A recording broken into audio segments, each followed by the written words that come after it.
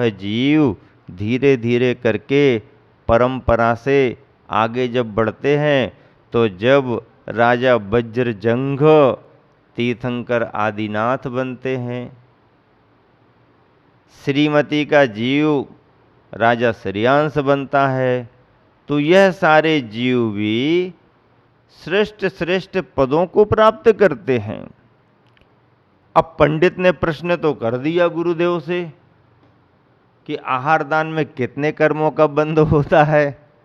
बड़ा अटपटा, एक तरह से आगम विरुद्ध ही प्रश्न। फिर भी आचार्यों के लक्षणों में कहा प्रायः प्रश्न सहा, जो प्राय करके विपरीत भी यदि कोई प्रश्न आए तो उनको सहन करने की क्षमता रखते हैं। गुरुवर ने शांति से प्रश्न को सुना और बड़ी मुस्कुराहट के साथ उत्तर दिया उस पंडित को कि पंडित जी, स्वाध्याय करने में जितने कर्मों का बंध होता है उससे आधे कर्मों का बंध आहार दान में होता है। स्वाध्याय करने में जितने कर्मों का बंध होता है उससे आधे कर्मों का बंध आहार दान में होता है।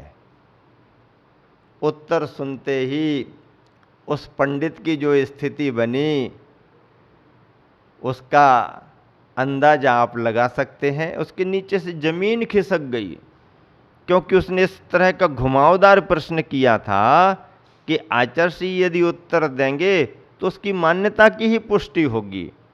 लेकिन आचार्य तो आचार्य महाराज जी हैं, चारों अनुयोगों के ज्ञाता हैं,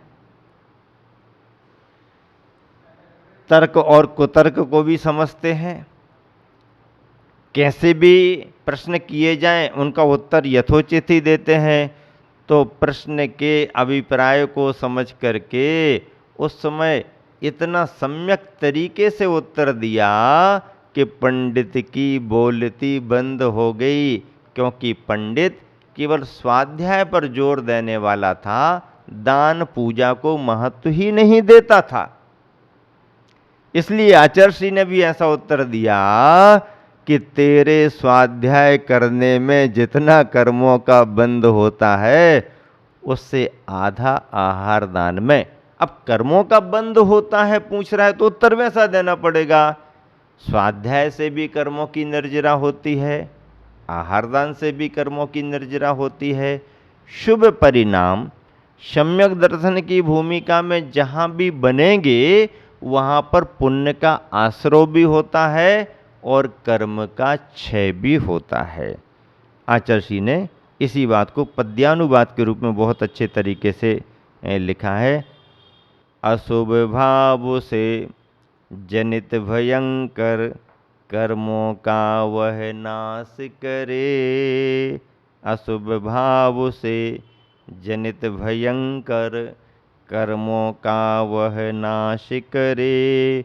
शुभ भावों में वास कर रहे ध्यान सही जिन दास अरे। पवन योग पा उद्दीपित वह होता दावा नलवन में। पवन योग पा उद्दीपित वह होता दावा नलवन में। पूर्ण जलाता राख बनाता पूर्ण वन को वह क्षण में। पूर्ण वन को वह क्षण में। देखो, अशुभ भावों से उत्पन्न भयंकर कर्मों का नाश कर देता है कौन? शुभ भावों में जो रत हो जाता है। यदि शुभ भाव अशुभ कर्मों का क्षय नहीं कराते तो भैया सम्यक दर्शन की भूमिका कैसे बनती और फिर कैसे भील से भगवान बनने की परंपरा शुरू होती। ऐसा भील जिसे कुछ भी नहीं आता, बीतराग मुद्रा को देख देख करके प्रभावित हो गया और परिणाम शुभ बने तो अभक्ष भक्षण का त्याग कर दिया। त्रियंच जिन्हें रंच भी ज्ञान नहीं होता, ऐसे त्रियंच भी जिन बिंबों को देख करके, जिन प्रतिमाओं को देख देख करके सम्यक दर्शन को प्राप्त कर लेते हैं, अपने अशुभ कर्मों का क्षय कर लेते हैं, पाप का क्षय कर लेते हैं। अरे हम और आप तो क्षयोपशमवान हैं। अक्षर ज्ञान हमारे तुम्हारे को मिल गया तो हम तो ग्रंथों को पढ़ रहे हैं। हम और आप तो ग्रंथों को पढ़ रहे हैं। पशु पक्षी कहाँ ग्रंथ पढ़ पाते हैं? और ग्रंथ यदि नहीं पढ़ पाए तो उनके लिए फिर ज्ञान कहाँ से मिलेगा? अरे भाई, वह भी भले शास्त्र नहीं पढ़ पाते पर उपदेश तो सुन लेते हैं, तुम्हारी भाषा और तुम्हारे भावों को समझ लेते हैं। त्रियंच भी उपदेश ग्रहण कर लेता है। और यदि उपदेश ना भी मिले उसे किसी गुरु का, ज्ञानी का, तो वह वीतरागता के इन आयतनों को, बिंबों को देख देख करके प्रभावित हो करके, केवल देख देख करके ही सम्यक दर्शन प्राप्त कर लेता है। ग्रंथों को भले त्रियंच ना पढ़ पाए पर निर्ग्रंथ मुद्रा को तो पढ़ ही लेते हैं। ऐसा शुभ ध्यान अशुभ कर्मों का नाश करने वाला है। उदाहरण दिया, हवा का योग पा करके वन में लगी हुई आग कैसी उद्दीपित होती जाती है, बढ़ती जाती है, बढ़ती जाती है, उद्दीपित होती है, बढ़ती जाती है, और उस जंगल को देखते ही देखते भस्म कर देती है। तो आग जंगल को भस्म करने की सामर्थ्य रखती है। हमारे अंदर भावों में आए हुए शुभ परिणाम भी अशुभ कर्म के जंगलों को जलाने की सामर्थ्य रखते हैं। अगली नीति में गुरुवर आचार्य श्री कह रहे हैं, देखो इसी नीति में भी विचार करें तो इसी नीति में भी बहुत अच्छी अच्छी बातें आई हैं। भाव अशुभ भी होते हैं, भाव शुभ भी होते हैं, और भाव शुद्ध भी होते हैं। शुद्ध भाव मुनि राजों को उनकी निर्वृत्ति की अवस्था में ध्यान सामयिक के काल में प्राप्त होते हैं। प्रवृत्ति की अवस्था में मुनि राजों को शुभ भाव रहते हैं। उनकी आवश्यक क्रियाएं जो भी चलती हैं शुभ भाव से जुड़ी हुई होती हैं। गृहस्थों के लिए भी सम्यक दर्शन की भूमिका में जो विषय कसायों से बचने का भाव रख रहा है, ऐसे दान पूजा में लगते समय, स्वाध्याय संयम का पालन करते समय गृहस्थों को भी शुभ भाव होते हैं। और इन सब से हट करके अज्ञानी मिथ्या दृष्टि जो है, बहिरात्म पने को लेकर के चल रहा है, ऐसे अज्ञानी मिथ्या दृष्टि को अशुभ भाव हुआ करते हैं। आचार्य कुंद कुंद स्वामी ने अशुभ भाव का फल, शुभ भाव का फल बहुत अच्छे तरीके से वार्षानुवृक्षा में बताया है। अशुभ भाव का फल है नरक त्रियंच गति में जाना। नरक और त्रियंच गति अशुभ परिणामों से मिलती है। नरक और त्रियंच की गति अशुभ परिणामों से मिलती है। बंधुओं ध्यान रखना, नरक में कोई जा रहा है तो आर्तरौद्र परिणामों के माध्यम से ही जाएगा।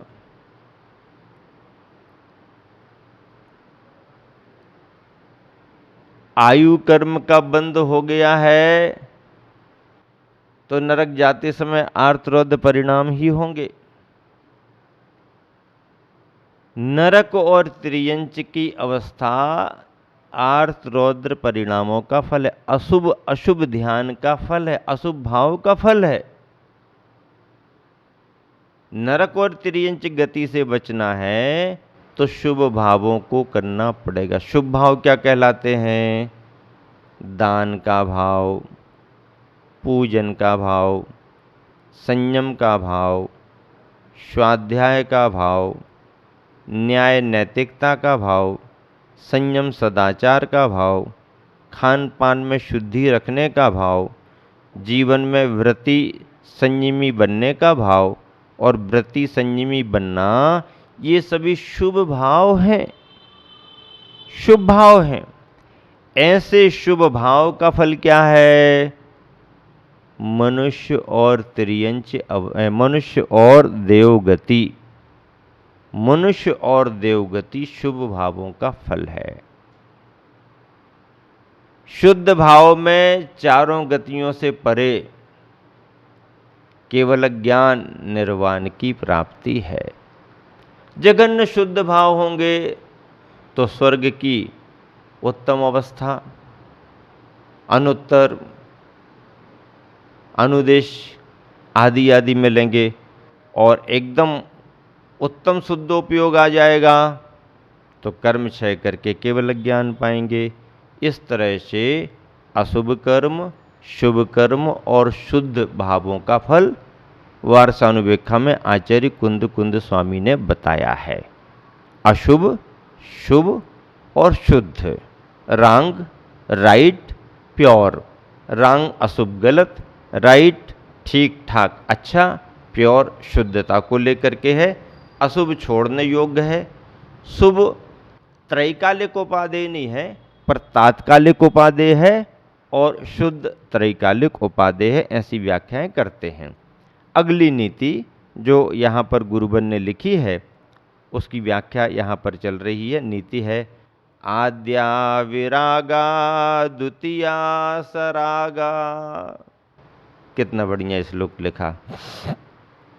आद्या विरागा द्वितीया सरागा दृष्टिर्जनानां स्खलितात्म भावा अभ्राश्रिता सा विमला ततश्चेत मला विभूता पतितांबुधारा। पतितांबुधारा क्या कह रहे हैं कि मनुष्य की दो दृष्टियां हैं, एक विरागता की है और एक आत्म स्वभाव से बाहर आकर के सरागता की है। दो दृष्टियां होती हैं मनुष्य की, एक सरागपने की और एक निर्विकार बीतरागपने की। दोनों दृष्टियों की चर्चा यहाँ पर हो रही है। नीति कहती है जनानाम मनुष्यों की दृष्टि आद्या प्रथम पहली विरागा राग प्रपंच से रहित विरागता की होती है। पहली दृष्टि हमारी निर्विकल्प निर्विकार होती है। कहीं भी पहली नजर पड़े तो हम निर्विकल्प निर्विकारता से देखते हैं।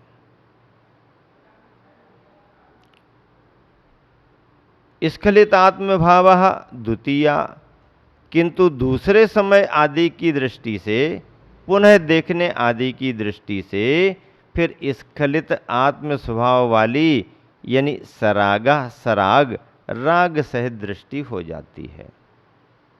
द्वेष सहित भी हो सकती है, राग सहित भी हो सकती है, मतलब विकार भाव को प्राप्त हो जाएगी। पहली बार किसी को देखें तो उसमें राग भी नहीं द्वेष भी नहीं, सहज दिख गए।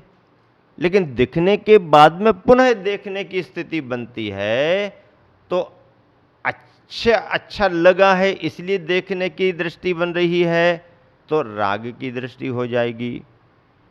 ठीक नहीं लगा है, ये कहाँ से आ गया है, जरा उसको देखने का भाव फिर से हो रहा है, कौन है क्यों आ गया, ये द्वेष की दृष्टि है। मतलब ये है कि जब कभी भी आते जाते हमारी नज़र यहाँ वहाँ पड़ती है तो पहली नज़र तो निर्विकल्प निराकार निर्विकार जैसी ही होती है, कोई राग द्वेष नहीं, क्योंकि ये तो सुबह से शाम तक चल ही रहा है। लेकिन देखने में यदि पुनः देखने की इच्छा हो गई, पुनः पुनः देखने की इच्छा हो गई, बार बार देखने की इच्छा हो गई, उसी को देखने की इच्छा होने लगी, तो मतलब अब तुम्हारा राग भाव बढ़ रहा है, राग भाव बढ़ रहा है, स्वभाव से आप बाहर जा रहे हो, और ये राग आपकी सराग दृष्टि को बतलाता है। तो आचार्य महाराज कह रहे हैं कि मनुष्यों की प्रथम दृष्टि राग रहित होती है, और दूसरे आदि समयों में बार बार उसे देखा जाए तो वह राग सहित दृष्टि मानी जाती है। चेत यदि प्रथमा दृष्टि अभ्राश्रिता, उदाहरण क्या दिया जा रहा, मेघों के आश्रित स, यानी वह प्रसिद्ध जलधारा के समान विमला निर्मल होती है। जो मेघों से पानी आ रहा है, बादलों से जो पानी आ रहा है, तो बादलों से पानी धरा तक आने में पानी निर्मल होता है, पानी साफ सुथरा होता है। बादलों से पानी निकला और जब तक जमीन पर नहीं आता है तब तक शुद्ध रहता है, लेकिन पतिता पृथ्वी पर पड़ी अंबुधारा, जमीन पर आके गिरा हुआ पानी मलाभिभूता, मल से, कीचड़ से, धूलि से सहित हो जाता है। समझ में आ रहा कि नहीं आ रहा?